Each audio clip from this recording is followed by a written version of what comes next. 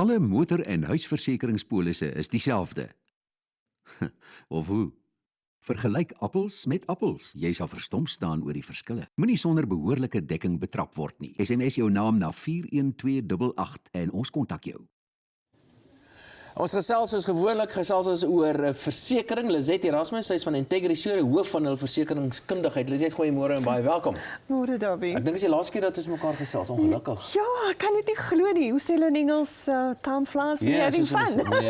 Ons praat gebouversekering vanoggend. Nou ek wil weet, hoe weet mense wanneer van goeders nou onder gebouversekering en onder huisinhoudversekering? Wat is die verskil tussen die? Chicks, nou jammer ek het nou nie 'n huis hier gehad nie, maar as jy nou jou huis kan optel en jy draai hom om. En alles wat uitval is gedek onder jou huishoudelike inhoud. Dit wat agterbly of wat vas aan jou gebou is, dis deel van jou gebouedekking. Wat baie belangrik is, wanneer jy daai waarde bepaal, dan kyk jy nou na jou gebou, maar daar's al 'n klomp goedjies wat jy in ag moet neem. Jou grensmure, jou plaveisel, jou swembad of jacuzzi, daai lapa vir die braai, al daardie goed moet jy deel maak van jou versekerde bedrag. Nou wat baie belangrik is dat jy dit moet verseker vir die herboukoste. Met ander woorde, as daar dan nou 'n totale verlies is, dat die versekeraar jou huis kan herbou, want dit is tog maar waarvoor jy dan nou dekking uitneem. Wat mense ook geneig is om te vergeet om te gaan kyk na die afwerking binne in jou huis. Het jy byvoorbeeld marmerblad in jou kombuis, die ingeboude kaste, jou houtvloere, daai het alles 'n impak op die koste. So dit moet jy in gedagte hou en baie belangrik, mense vergeet om dit jaarliks te hersien. So mens moet jaarliks jou geboueversekering se bedrag hersien, so omtrent hou met inflasie. Ja, met ander woorde dit styg eintlik elke jaar. Ja, dit gedoen.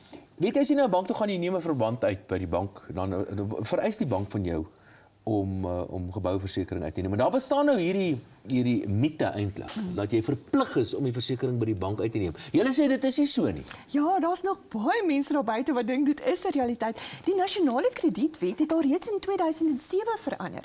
Wat dan nou vir jou as die kliënt die geleentheid gee om self 'n besluit te maak oor waar wil ek my gebou verseker. Nou by Integrity is dit vir ons belangrik om ons kliënte by te staan. So daar's natuurlik sekere vereistes en dekkingsbevestigings wat jy vir die bank moet gee. Ons help ons kliënte daarmee. Nou die goeie nuus wat ek vandag vir die kykers het ons 'n bietjie gaan navorsing doen om te sê hoe lyk die premies van die kliënte wat hulle geboue na ons toe gebring het. En die meeste het tot en met 30% op hulle maandelikse premie bespaar. In sommige gevalle selfs meer. Ek was een van daardie en ek was ongelooflik opgewonde daaroor om daai geld te bespaar.